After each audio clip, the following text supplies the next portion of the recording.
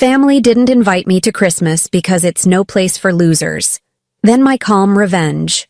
My name is Amelia Parker. I am 34 years old. They gave the house to my brother. They gave him everything. I stood there, holding a bag of gifts. The gifts were for all of them, but I stood outside. I am the kind of woman people call reliable, quiet. I pay my bills on time. I always answer the phone. I used to think those things made me good. I thought they made me important to my family. I was wrong. It was Christmas Eve. The air was cold, but the light coming from the window was warm. It smelled like pine and that sweet, heavy wine my mother likes. I could hear the television. I pressed the doorbell. Not too hard. I didn't want to seem needy. The door opened. It was Jacob, my brother. He is 38. He looked comfortable and red-faced, like he had been laughing a lot. "Amelia," he said. His voice wasn't happy. It was just a sound.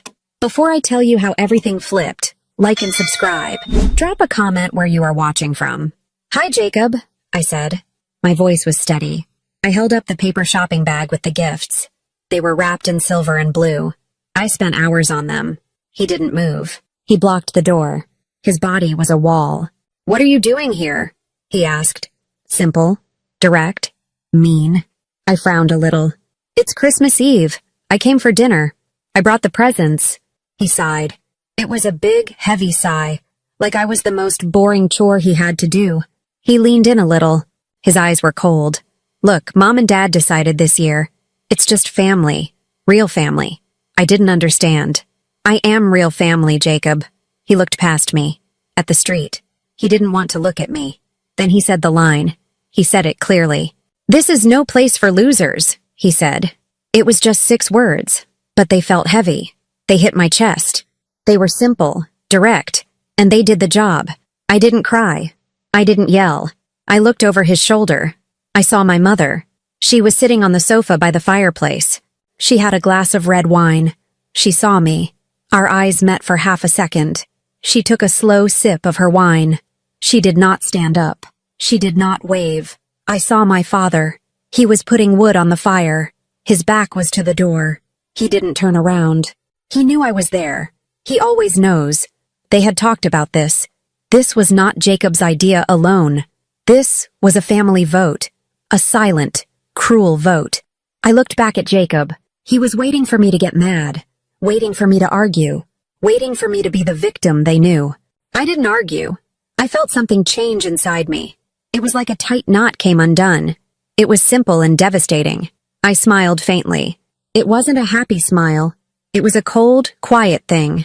"You're right," I told Jacob. He blinked. He was confused. He expected noise. "I'm going now. Merry Christmas." I turned around. I did not look back. I walked to my car. The bag of gifts felt heavy. Stupid. I got in my car. I put the bag of gifts on the passenger seat. I started the engine. I drove away from the warm light and the smell of pine. That night, I didn't cry. I made one quiet decision that changed everything. I was always the fixer. That was my job. From the time I was 16, I was the one who kept things running. Jacob was always the star. He was loud. He played sports. He needed things. He needed money. He needed help. I was the daughter they didn't have to worry about. When Jacob wanted to go to college, my parents paid his tuition. Full ride. They were proud. When I went to college, I took out loans. My father told me, "Amelia, you are so responsible. You'll figure it out." I did figure it out. I worked 2 jobs. I was always tired. Jacob dropped out after 1 semester. He said it was too hard. My parents told him, "It's okay, son. You follow your heart. We'll support you." Then Jacob wanted to start a business. They gave him money. It failed. Then he got married to Kelly. They had 2 kids. They bought a house they couldn't afford. The bills started coming. "Amelia, honey," my mother would call. "Jacob just needs a little help with the car payment this month. He's working so hard." "Amelia," my father would say, "his property tax is due. He just needs a bridge loan. You are so good with money." I always said yes, my brother Jacob. I covered his debts. I paid his bills.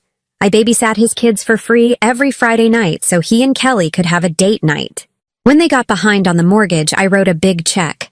When his business failed, I helped him move the useless inventory. It was constant. It wasn't love. It was dependency disguised as love. They praised my responsibility. They never praised my worth. Amelia, you are so reliable, my mother would say. Her voice was flat. I wanted her to say, Amelia, I love you. You are a great person. But she only said, Jacob needs the money by Tuesday. I learned that I only had value when I was useful. If I was not useful, I was nothing. I remember once, 4 years ago, I was in the hospital. I had a bad fever. I called my mother. Hi, Mom. I'm in the ER. Just wanted to tell you. Oh, Amelia. I hope you're okay. Listen, can you talk to Jacob tomorrow? He needs to borrow your truck to move a couch. Don't forget. That was the conversation. She hung up. I lay in the hospital bed, alone. I thought, she didn't ask what was wrong with me. She just asked about the truck. I didn't cry then either. I was too tired. I always rescued Jacob. I was his safety net. They didn't see me as family. They saw me as the bank. They saw me as the maid. They saw me as the silent one who never said no. They had built a life where they expected me to show up and fix their mistakes. And I did. Every single time. Until Christmas Eve. Until I stood outside the warm light, holding my useless gifts. Until Jacob called me a loser. He was right. I was a loser. Not because I didn't have as much money as he pretended to have. I was a loser because I let them use me for so long. I drove home through the snow. The lights on the houses were beautiful. They looked like little perfect boxes of happiness. Mine didn't. My apartment was quiet. I walked in. I put the gifts down on the floor. I didn't bother taking off my coat. I went to the kitchen. I made a cup of instant coffee. It was bad coffee. I didn't care. I sat at my kitchen table. I looked out the window. The snow was coming down hard now. I felt nothing. No anger. No sadness. Just a stillness. I started thinking about the words. No place for losers. I thought about the money. I had paid for Jacob's youngest son's braces. $4,000.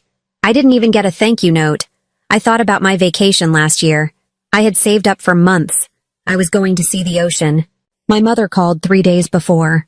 Amelia, the kids need someone to watch them this week. Kelly is sick, and Jacob has a big job. I canceled the trip. I lost the deposit. I watched the kids for 7 days. Jacob came home late every night. Kelly wasn't that sick. I was the safety net. I was the bridge loan. I was the reliable one. I realized something simple and devastating as I looked at the falling snow. I had been trying to buy their love. I had been paying for a seat at the table. And on the one night the whole family was supposed to be together, they cashed my checks and told me to stay outside. I had never been part of a family. I had been their crutch. I am done. The thought came out of nowhere. It was a clear ringing bell inside my head. I am done being their crutch. I got up from the table. I walked to my small office space. My laptop was already there. I flipped it open. My hands were not shaking. My heart was not racing. I was calm. That's the scariest kind of calm. The one that feels like steel. This was not a fit of anger.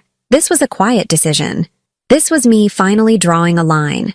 I was finally going to be myself, not their fixer. The gifts lay on the floor in the next room. They looked silly. I took a deep breath. I was ready to breathe easily for the first time in years. The coffee was still steaming beside me. The computer screen light was blue in the dark room. I was ready. I logged into my bank account. I use a secure, boring bank. I had set up everything to be automatic. That was the point of Amelia. She was automatic. She was dependable. I went to the recurring transfers section. The first one, J. Parker, Auto Mortgage Assist. It was set for the 15th of every month, $700. That covered the difference between what Jacob paid and what the bank really needed. He said he would pay me back. He never did. I clicked cancel.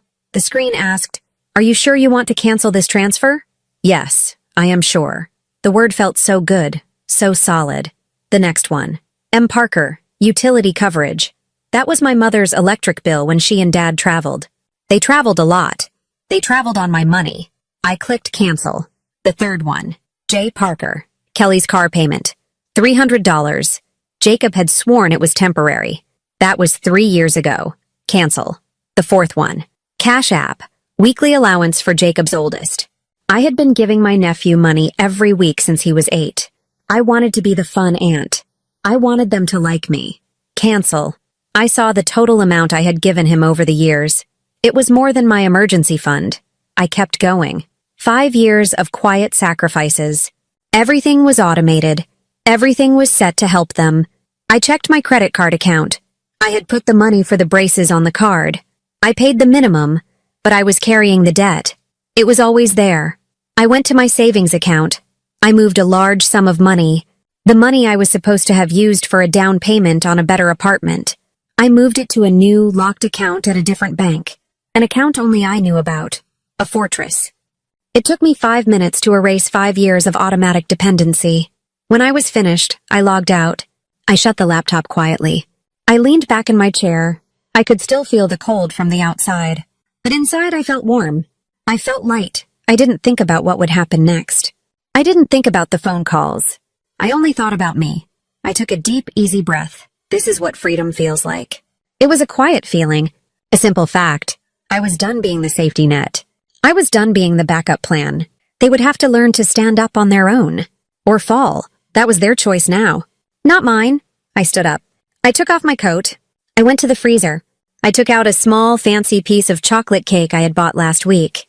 I ate it slowly. I enjoyed every bite. It was the best Christmas Eve I had had in years. The quiet lasted about 3 days. I spent those 3 days cleaning. I reorganized my apartment. I watched old movies.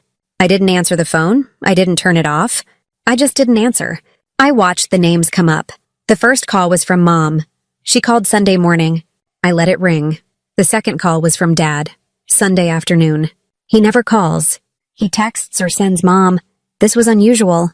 I let it ring. The text messages started Sunday night. From Mom. Amelia, you missed Christmas. Is everything okay? Call us. I deleted it. The real noise started on Monday, the first of the month. That's when the first payments were supposed to hit. And they didn't. It was Jacob. He didn't call. He texted. It started simple. From Jacob, 8 a.m. Hey, the transfer for the car didn't hit. Is the bank having issues? I did not reply. I was drinking my coffee. It was good coffee this morning. From Jacob, 10 halau am. Amelia, seriously. The bank is calling me. Is your account messed up? You need to fix it right now. I started my workday. I work from home. I am a freelance editor. I put on noise-canceling headphones. I put my phone on silent. From Jacob, 12:30 p.m. I need that money. It's due today. This is not funny. Call me back. His tone was turning. It was changing from annoyed to demanding. From Jacob, 3 p.m. The transfer is still not there. What the hell, Amelia? You know this is important. Do you want my car to get repossessed? This was the victim tone. He was the victim, not me. Never me. From Jacob, 5 p.m. I swear, if you are doing this to punish me for Christmas, it wasn't my idea. Mom said it. Call me. Now. I was making myself a fancy dinner. I used butter. I never use that much butter. Then the phone rang. It was him. He called 5 times in a row. I watched the screen. Then the texts came again. They were ugly. From Jacob, 6:30 p.m. You've changed. You are being selfish. This is what you do when you get a little money? You throw your family under the bus? From Jacob, 6:35 p.m. Call me back, you ungrateful little brat. I can't believe you would do this to us. To the kids, selfish. That word made me smile a little. Yes, I was being selfish. Finally. Silence, Amelia discovered, is more powerful than anger. If I had yelled, he would have yelled back. If I had explained, he would have argued. If I had apologized, he would have won. I did none of those things. I just ate my buttery dinner. I watched a movie. I slept well. I had given him everything for years. Now I gave him nothing. No money, no anger, no explanation. He was running into a wall of air. He hated it. The next day my mother called my work number. I picked it up. Hello? I said.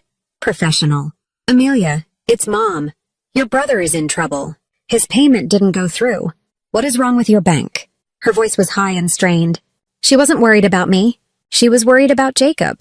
Nothing is wrong with my bank, Mom, I said. My voice was calm, steady. Well, you need to fix it. Today, he needs that money. You know how important his credit is. My credit is the one that matters, I thought. My credit is the one paying for his life. Mom, I said, I am not sending any more money. I canceled the transfers. There was a silence on the line. A long, stunned silence. You what? What are you talking about? That's your brother. That's family. I know who it is. And I canceled it. I am not his bank anymore. Amelia, you are being ridiculous. You can afford it. He can't. You have to help him. No, I said. Simple. Final. I don't have to. You are being selfish, she repeated Jacob's word. It was their favorite weapon. Maybe I am, I said. Goodbye, Mom. I hung up the phone. I did not feel guilt.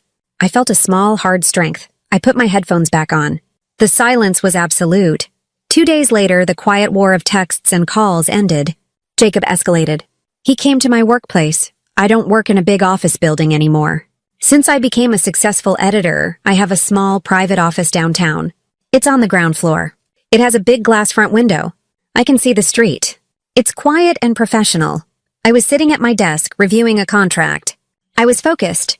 Then I heard a loud slam on the glass. I looked up. It was Jacob. His face was red. His hair was messy. He looked like a man who had not slept. He rattled the locked glass door. My receptionist, Sarah, looked terrified. Is everything okay, Amelia? Sarah whispered. It's fine, Sarah, I said. He's just upset. Call security if he breaks the glass. He was yelling. I couldn't hear the words clearly, but the noise was loud. I took a deep breath. I stood up. I walked slowly to the door. I unlocked it. He burst in like a storm. He smelled like cheap cigarettes and desperation. You think this is funny?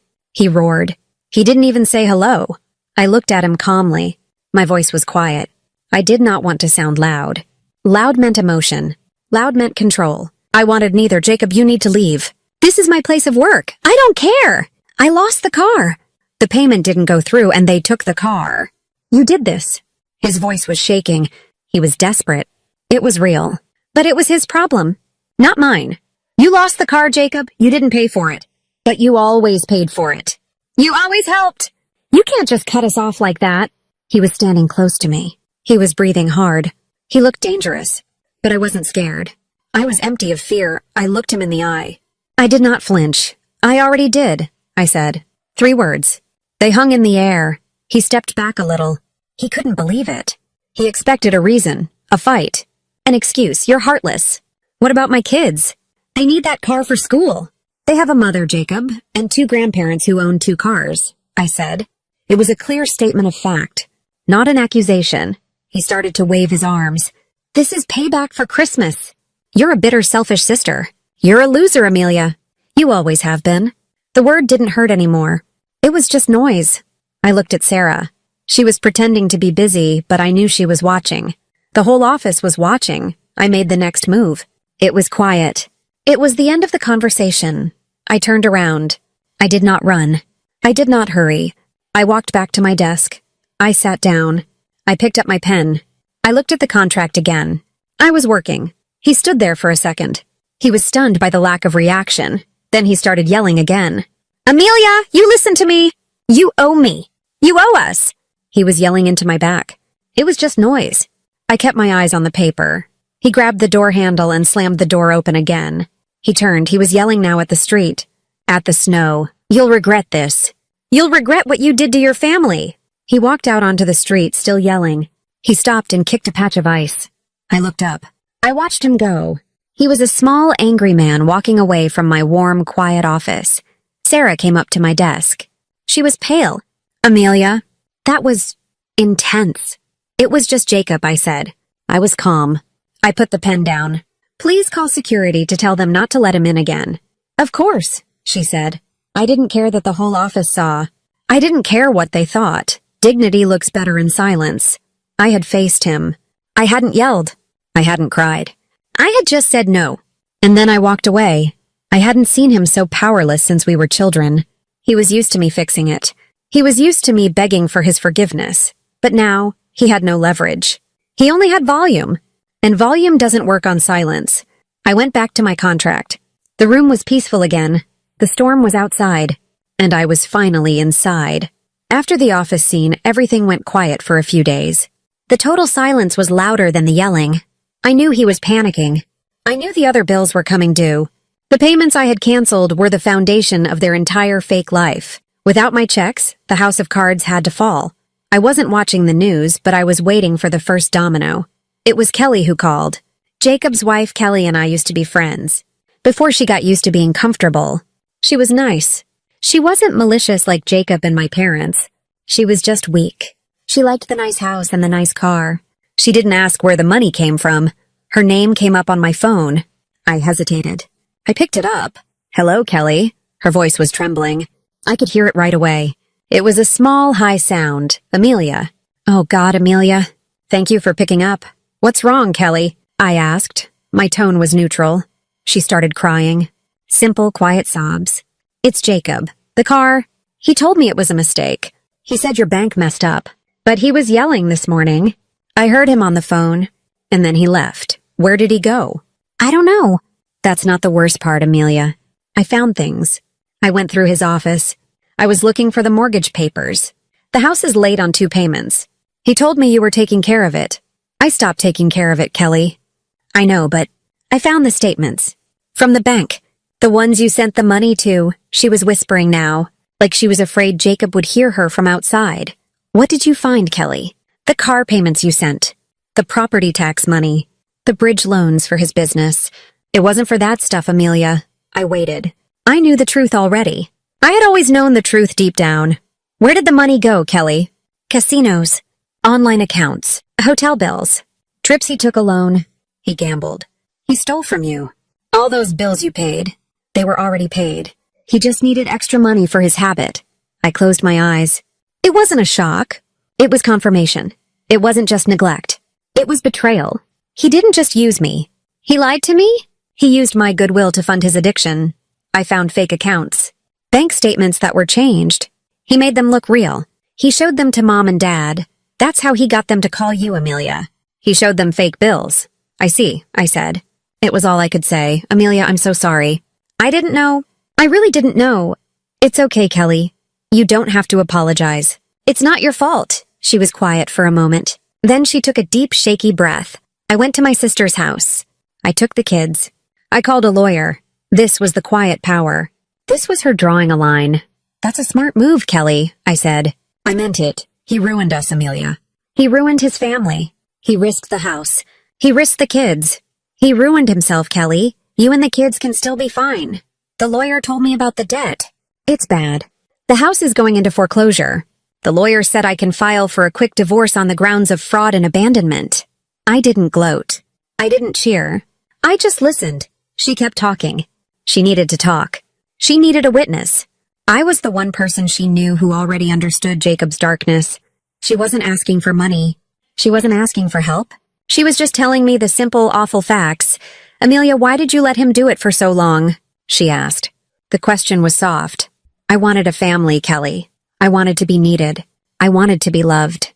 "I confused being useful with being loved," she cried again. I did too. We hung up the phone. It was a strange kind of alliance. 2 women hurt by the same selfish man. I sat there for a long time. My anger was gone. It was replaced by a kind of cold satisfaction. Jacob didn't just lose the car. He was about to lose everything. His wife, his children, his nice life, and I hadn't had to do a thing. I just stopped doing something. The final confrontation happened at my apartment. It was evening. I was reading a book. I was relaxed. I had the good feeling of a person who has made a hard choice and is now living with the good results. My doorbell rang. Not the frantic, panicked ringing of Jacob's last visit. This was a heavy, slow, angry press. I looked through the peephole. It was him. He looked worse. He had the face of a cornered animal. I unlocked the door. I opened it just wide enough to stand behind it. He pushed the door. I held it. It was a simple test of strength. I was surprised by how strong I was. He gave up quickly. He was exhausted. "You answered," he said. His voice was low. He wasn't yelling. He was using a quiet, dangerous tone. "What do you want, Jacob?" "You know what I want. You talked to Kelly. She's leaving. She told me. The lawyer. The divorce. She's taking the kids. The house is gone." He looked at me. His eyes were full of hate. "You ruined my life," he hissed. "No," I said softly. My voice was simple, quiet. "You did." He took a step toward me. "If you hadn't stopped the money, none of this would have happened." She wouldn't have looked at the accounts. The house would have been fine. You did this. You lied to me for years, Jacob. You used my money for gambling. You created fake documents. That's not my fault. That's your choice. But you could have kept helping. That's what family does. You let me crash. You wanted this. I didn't want this, I said. I just wanted to stop paying for your mistakes. We stood there staring at each other. The anger was all his. The calm was all mine. Then there was a flash of headlights on the street. A car pulled up. It stopped. Kelly got out of the car. She walked quickly to my apartment door. She looked tired. She was carrying a small suitcase. She saw Jacob. She froze. Kelly, Jacob said. His voice changed. It became needy. Desperate again. Don't do this. I'll change. I swear to God I'll change. Just give me another chance. Kelly didn't look at him. She looked at me. Amelia, I need to talk to him now. Come in, Kelly. I opened the door fully. Kelly walked past Jacob. She stood in my small hallway. She put the suitcase down. She faced Jacob. I'm leaving, Jacob, she said. Her voice was flat. No tears, just facts. I'm taking the kids. We are going to my sister's place in the north. The divorce papers are filed. I gave a copy to your mother. The bank is foreclosing. You need to leave the house. Jacob's face crumbled. He looked completely defeated. He looked at me, then back at Kelly. You're doing this with her? You two are working together? I'm doing this for me and my children, Jacob, Kelly said. Amelia did nothing. She just stopped being your bank. That's not revenge. That's just stopping a handout. Jacob turned back to me. All his strength was gone. He saw that no one fears him anymore. I have nothing left, he whispered. You have yourself, Jacob, I said. You have what you built. He didn't argue. He didn't yell anymore. He just looked from me to Kelly. He knew it was over. The game was done. He didn't say goodbye. He didn't apologize. He just turned his back. He walked out the door and into the night. I watched him go. He walked toward the streetlights. He didn't look back. Kelly and I stood in the doorway. We waited until his car drove away. Kelly started to cry again. Hard, clean sobs this time. I put my arm around her. I let her cry. I have to go now, Amelia. I just needed to see you. And tell him. It's okay, Kelly. Go. Be safe. She picked up her suitcase. She thanked me. She walked to her car. She drove away. I closed the door. I locked the bolt. It was a heavy final sound. I had nothing to feel guilty about. I hadn't ruined his life. I had just stopped saving it. I walked back to my living room. The book was still open on the sofa. I didn't pick it up. I sat down. I felt the relief wash over me. It was not a huge victory scream. It was a quiet, deep peace. I was finally free. The crutch was broken, and I was the one who broke it. The next few weeks were strange. It was like I had created a vacuum. I had removed myself from the center of their mess, and the resulting silence was deafening. But it was my silence. It was peaceful. The first few days after the confrontation with Jacob and Kelly were marked by a sense of unreality. I kept waiting for the other shoe to drop. I waited for my parents to show up at my office or my apartment, yelling, demanding I fix things. They didn't. They were handling the collapse in their own way, by ignoring it and by blaming the only person they could no longer control. Me, Kelly, and the kids moved quickly. She didn't waste time. She was scared, but that fear had finally turned into action. She was driving north to stay with her sister. I called her the night before she left. Are you okay, Kelly? I asked. As okay as I can be, she said. Her voice was much stronger than it had been before. The lawyer is good. He said Jacob signed everything. He just wants out. He's sleeping on the couch at his friend Mike's place. He's lost everything, I stated simply. Yes, but he lost it before you stopped helping, Amelia. He lost it when he decided to lie. He just didn't feel the consequences until you stepped away. That was a clean truth. A simple, direct truth. It settled over me like a blanket. I hadn't destroyed him. I had just stopped being the wall that kept his mess hidden. Keep me posted, I told her. I will, she promised. And Amelia? Thank you. You saved my kids. If you had kept sending them money, I would have found out too late. We would have been ruined along with him. You saved yourselves, Kelly. You made the hard choice.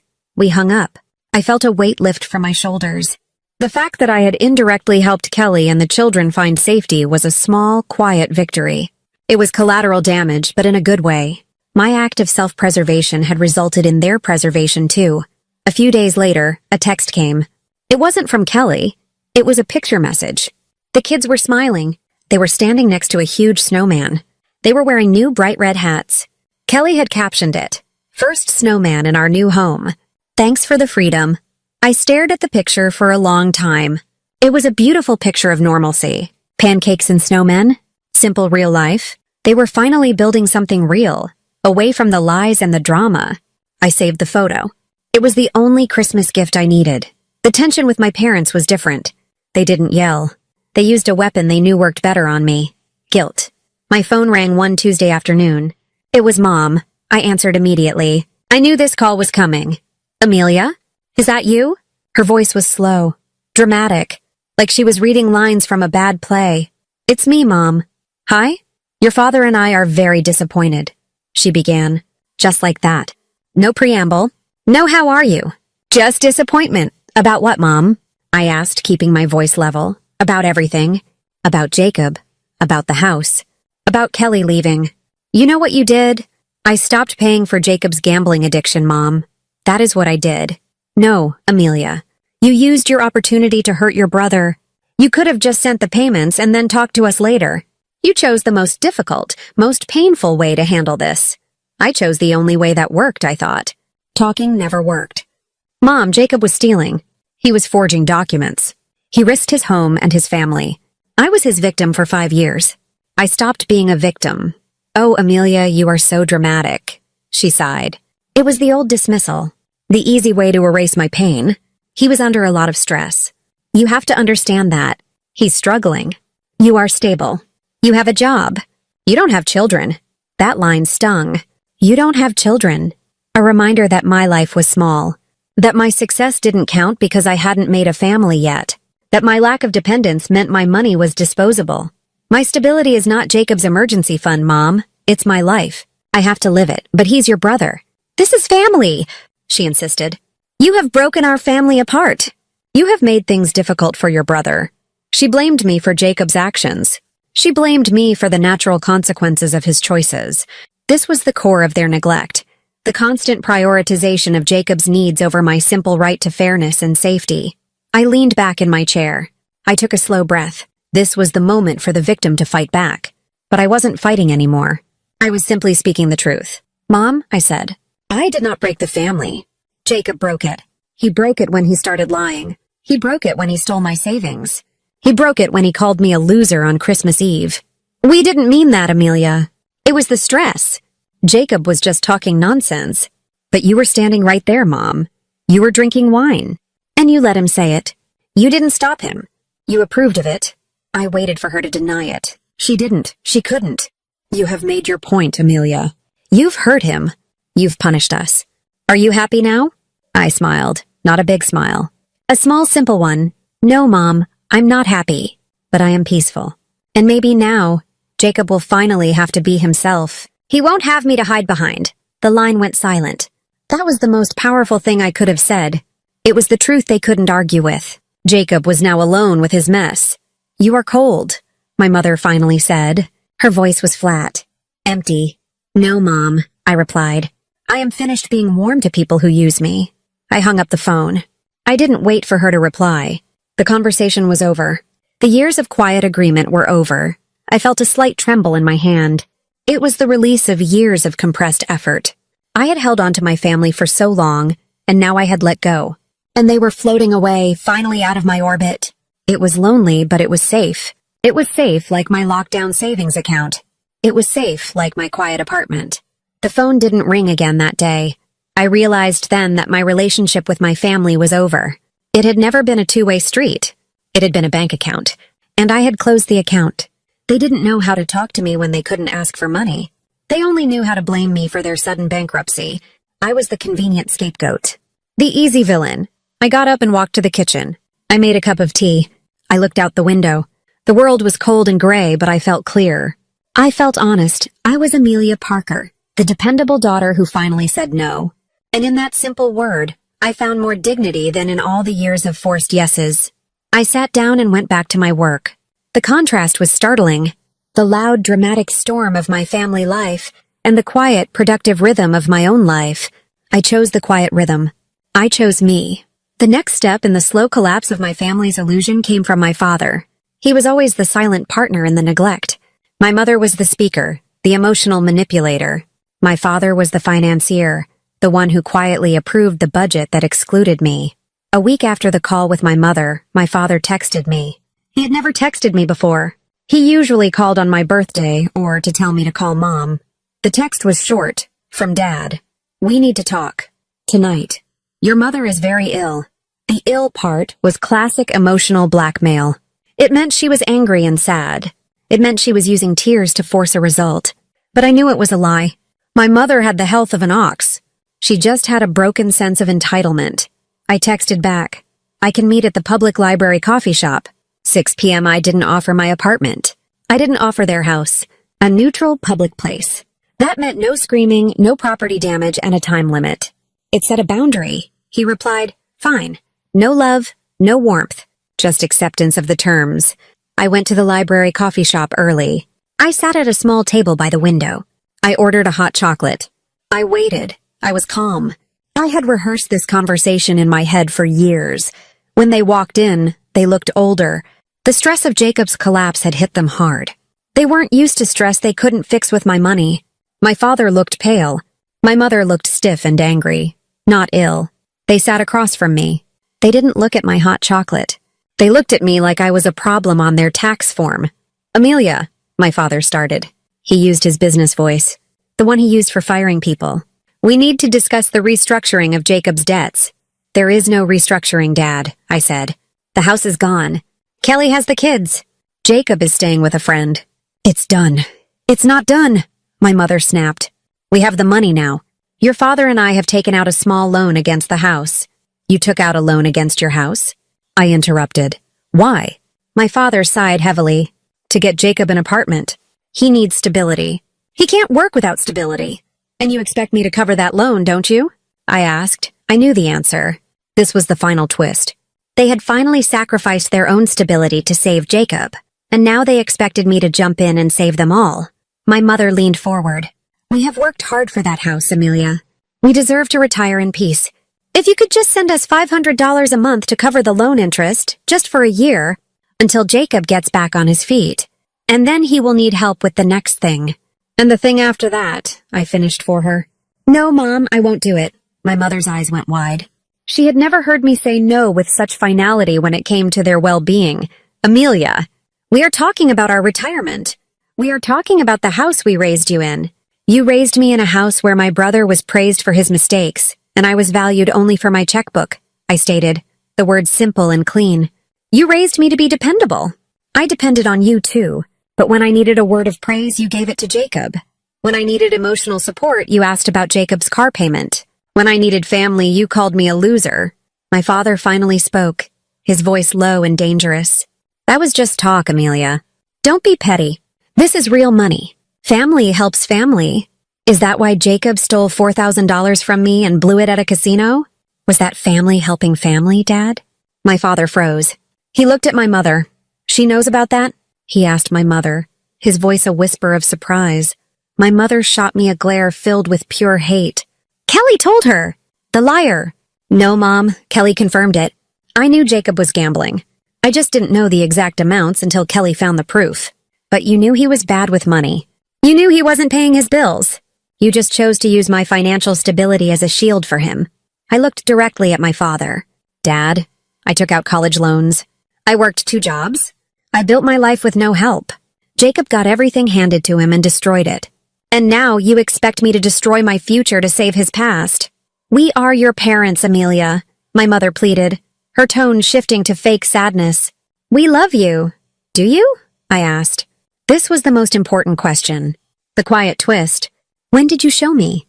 When did you put me first? Name one time in the last 10 years when you put my happiness, my safety, or my future ahead of Jacob's immediate selfish need. They looked at each other. They searched. They couldn't find an answer. Their silence was the answer.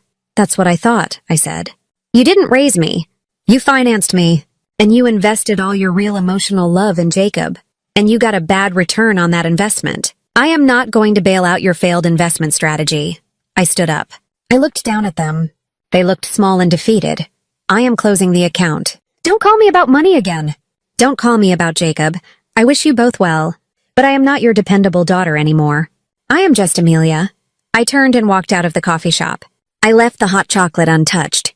The air outside was cold, clean, and real. I had cut the final cord. It didn't hurt. It felt like amputation after the disease had already taken hold.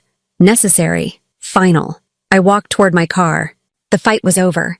The victim had walked away from the battle she had already won. The weeks that followed were the quietest of my life. My phone stopped ringing. My parents had understood the message. I was gone. I didn't change my number. I didn't move. I didn't need to hide. They just had no reason to call me anymore. I was useless to them. And in that uselessness, I found my power. I started thinking about the memories, not the big fights, the small ones, the everyday settings where the neglect was practiced. I remembered a family dinner when I was 19. I had just won a small scholarship for my writing. I was so excited. Mom, Dad! I got the Johnson Scholarship. It's $4,000. My father was reading the newspaper. He looked up. That's good, Amelia.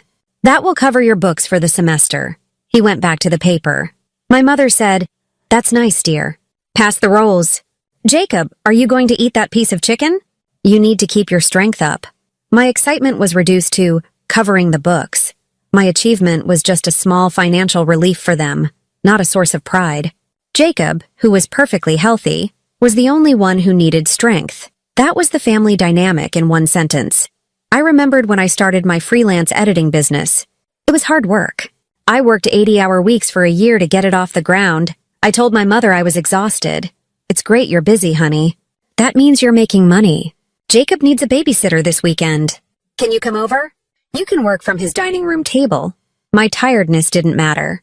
My success only mattered because it meant I was still available. I realized that their lack of love wasn't a sudden betrayal. It was a constant erosion. It was 1,000 small decisions, 1,000 small dismissals that added up to a gaping wound. I wasn't the victim of a single crime.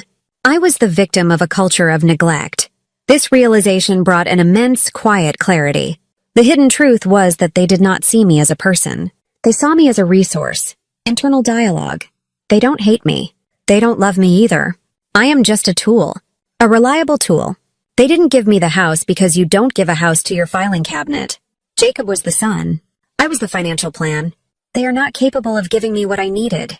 They never were. Their love tank was only big enough for Jacob. This knowledge was my quiet power. I had spent my life thinking I was flawed, thinking I wasn't good enough, thinking I hadn't done enough for them to love me.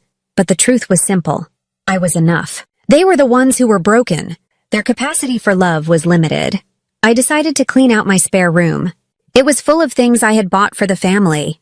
Old Christmas decorations, a high chair for Jacob's kids, boxes of old clothes I had saved for Kelly. It was all junk now. Physical proof of my failed attempts to buy my way in. I started taking the Christmas decorations down. I had put them up before the Christmas Eve rejection. The stockings. Mine was always the smallest. The ornaments. I had bought a new one every year, hoping to make the tree feel more like my family's tree. I put it all in big, heavy cardboard boxes. I labeled them Donate. I drove the boxes to the local charity thrift store. It was a small, quiet place. The clerk, an older woman with kind eyes, helped me unload the boxes. Lot of decorations, dear, she said gently. Getting rid of the past? Something like that, I replied. She started writing up the receipt for the donation. The form asked for the value and the purpose of the donation. Do you want me to itemize these for a tax receipt, honey? She asked. I looked at the mountain of decorations. All the silver and blue paper from the gifts I had brought that night. The little ceramic snowman I had bought for my mother last year. The heavy, ugly weight of it all. I shook my head. No, I said. My voice was very firm. I already kept what mattered. The lesson. She looked up at me, surprised by the finality in my voice. She didn't press it. She just nodded slowly. I didn't need a tax break for the money I had wasted trying to be loved. The real receipt was the peace in my own soul. I walked out of the store. The sun was out. It felt like spring, even though it was still deep winter. I had cleaned out my physical space, and my emotional space too. I was finally living my life for me, not for them. The next months were quiet, steady, and focused. I worked. I paid my own bills. I saved my own money. I started doing things I had always put off. I signed up for a pottery class. I started jogging in the park. I realized that when I was constantly focused on Jacob and my parents' needs, I had no time to worry about Amelia. Now that they were gone, I had nothing but time to worry about me. And I was surprisingly interesting. I didn't harbor hate. I didn't plan any more revenge. I didn't need to. Revenge is a loop. It keeps you tied to the person who hurt you. Peace is a door. It lets you walk away. I chose the door. Kelly sent updates sometimes. She and the kids were doing well. She had a new small apartment. She was working. The kids were happy. They sent more pictures. A small, clean kitchen with pancakes cooking. Simple, honest survival. That was a better end for them than any mansion built on lies. Jacob was still with his friend. He was trying to find a job. He was learning the hard way what it was like to be financially alone. I didn't wish him ill. I just wished him to be independent. I thought about my parents less and less. When they came to mind, it was like remembering old characters from a book I had finished. They were distant. They were no longer real problems. They were just part of my history. One evening, I was walking home from the pottery studio. I had a small, imperfect ceramic bowl in my hands. I had made it myself. It was clumsy and a little lopsided, but it was mine. I passed a church. It was snowing. Not the heavy, aggressive snow of Christmas Eve, but soft, calm flakes. Soft, calm, clean. I thought about forgiveness. It wasn't something I owed them. Forgiveness is not a gift you give the person who hurt you. Forgiveness is a gift you give yourself. It's the permission to stop carrying their weight. I forgave them. Not for what they did, but for being human. For being flawed. For being unable to love me the way I deserved. They had a broken capacity for love. That wasn't my failure. It was theirs. And I was done trying to fix their broken parts. I was walking down my street. I felt the cold air on my face. I held my small ceramic bowl close. I wasn't waiting for a grand apology. I wasn't waiting for the inheritance. I wasn't waiting for my mother to call and say, "You were right, Amelia. We love you." I was done waiting. For the first time, Amelia wasn't waiting for love to be proven. I stopped outside my apartment building. I looked up at the quiet windows. My home. My safe place. I wasn't the victim anymore. The victim waits for justice. The survivor builds a new life. I unlocked my door. I walked into the quiet apartment. I put my coat down. I put the ceramic bowl on my kitchen table. I looked at it. It was imperfect. It was simple. It was sturdy. It was me. I was living my life quietly. I was paying for my own future. I was my own safety net. I was my own dependable person. I had lost my family, but I had found myself. And that was the greatest, simplest, and most powerful victory of all. I sat at my kitchen table, the light from the street lamp soft through the window. It was late. I was peaceful. The journey was over. The drama was finished. It had started with a rejection at a glowing door, but it ended here, in the quiet truth. I had been asked to be silent, to be helpful, to be invisible. I had been asked to be a loser, but I was none of those things anymore. I was simply Amelia Parker, 34 years old, standing on ground I had paid for with my own effort, my own decisions, and my own final powerful number. I picked up the ceramic bowl. It was warm from my hands. It was the only trophy I needed. My revenge was not their downfall. My revenge was my peace.